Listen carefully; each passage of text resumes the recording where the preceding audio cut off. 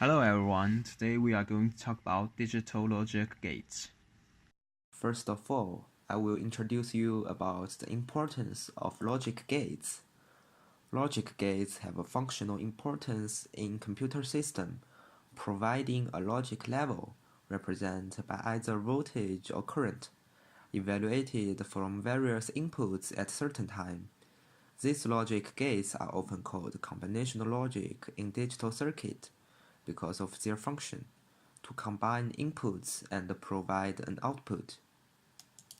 Next, I will introduce you some important vocabularies in order to help you understand. First one is voltage, electric potential difference.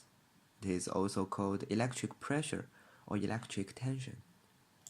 Second one is circuit, a complete and closed path around which a circulating electric current can flow.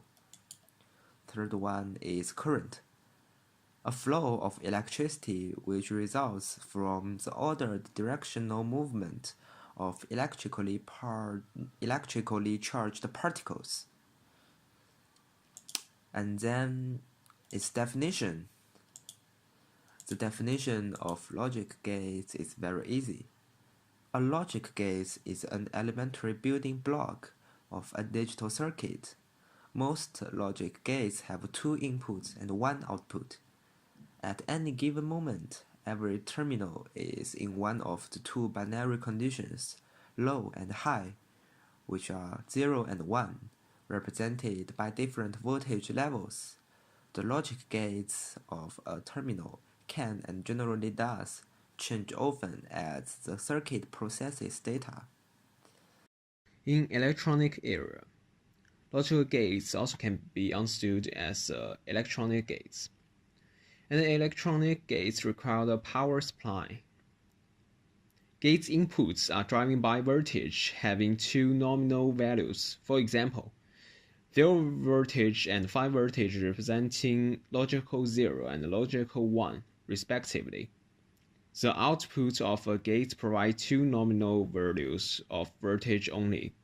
For example, 0 voltage and 5 voltage representing logical 0 and logical 1 respectively. In general, there is only one output to a logic gate except in some special cases. There is always a time delay between an input being applied and the output responding. So how can we understand logical 1 and logical 0? In computer programming, we always use 1 to present true and use 0 to present false. And that's also an easy way to understand the logical gates and how logical gates work. Okay, now I will introduce the first logic gate, AND gate. The AND gate is an electronic circuit that gives a high output only if all its inputs are high. A dot is used to show the AND operation. As you can see here, only both A and B are high. Their output will be high. The second one is OR gate. The OR gate is an electronic circuit that gives a high output if one or more of its inputs are high. A plus is used to show the OR operation.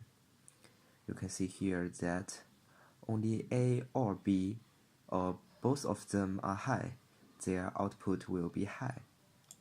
The third one is NOT gate.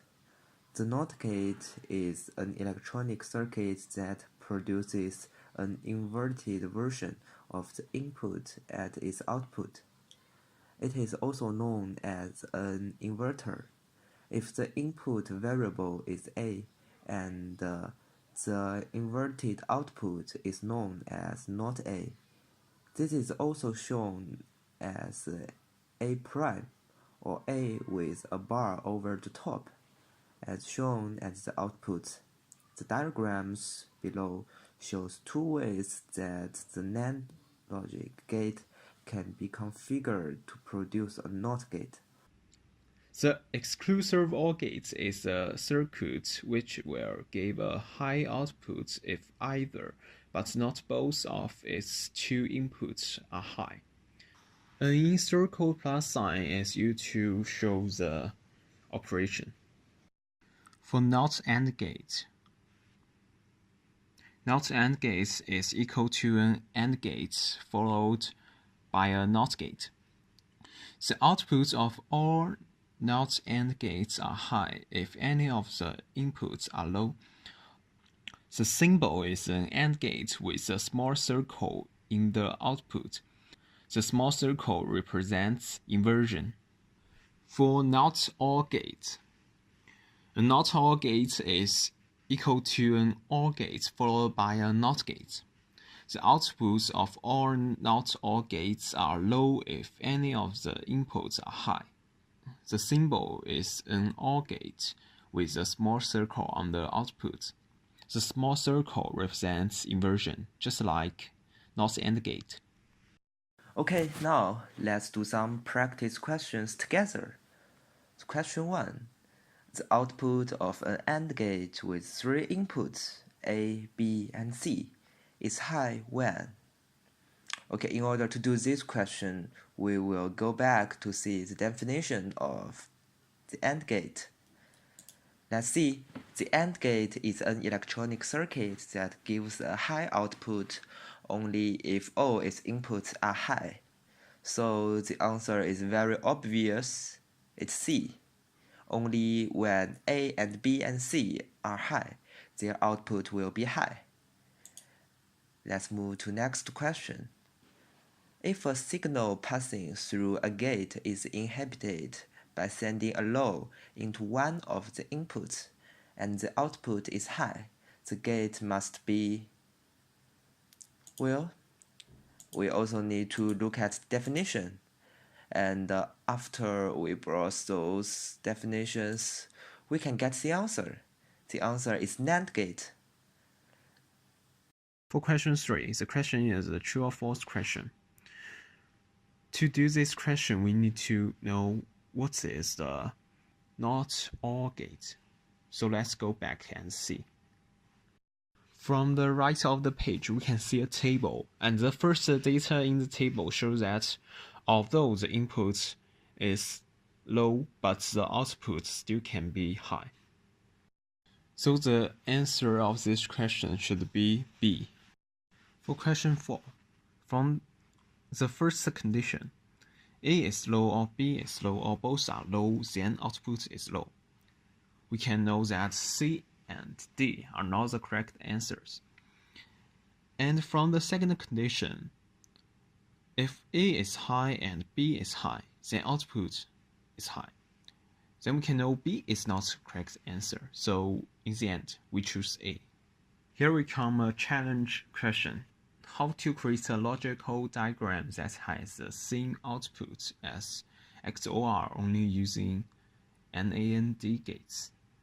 To do this question, firstly, we need to know what is a XOR gate.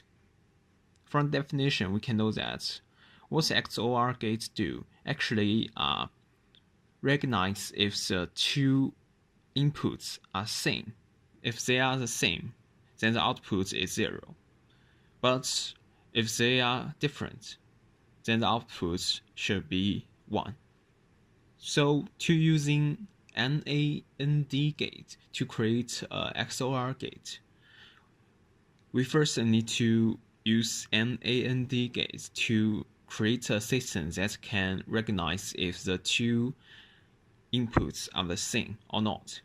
So here comes the first 3 NAND gates. We can see that if A and B are both 1, then the output should be 0. And if A and B are both 0, the output is also 0. But when the inputs are different, the output will be 1. So the system reaches the same purpose as XOR gate.